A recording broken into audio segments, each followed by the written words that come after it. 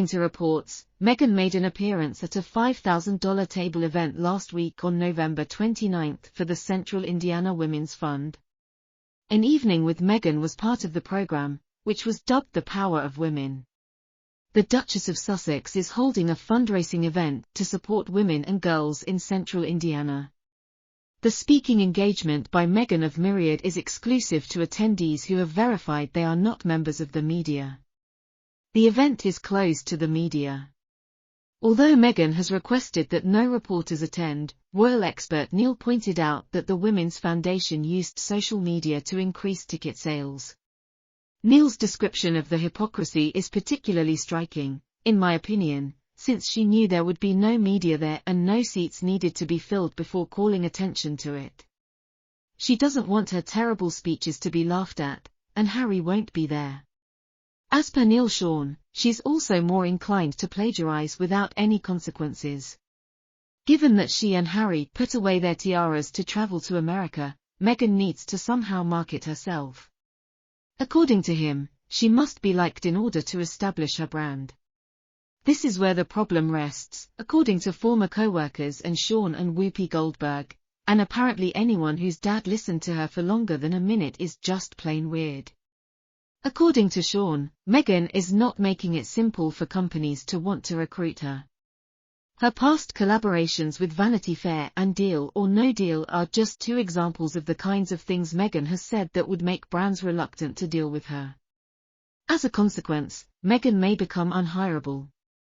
One would assume that her PR dream team might make a difference for a female, but no. Sean claims that Meghan's repeated interviews in which she discusses one issue after another don't provide a positive image. She is talking about how she was mistreated and what went wrong for a long time. You appear unable to keep up. It appears that there are constantly new issues.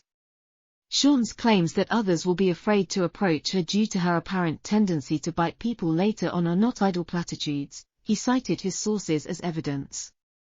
You know, if people get the impression that you're actually recording this event to use later to paint a whole other picture of yourself, then it doesn't matter who you are or what you are.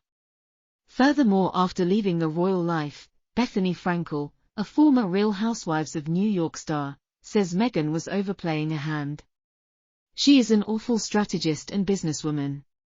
She's playing checkers instead of chess because she's overplaying her hand, drawing herself into a precarious situation, and turning into a lady without a nation.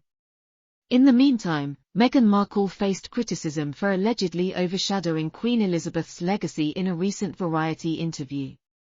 The alumna stuck to tradition by talking about herself rather than elevating the late monarch's legacy, according to royal analyst Lee Cohen.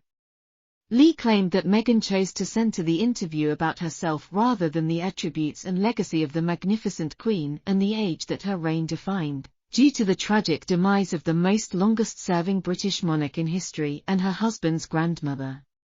He said, "The only thing Meghan gave in that interview as a tribute to Majesty was a great example of female leadership." The mother of two spoke about the Queen as though she were unimportant, according to the expert.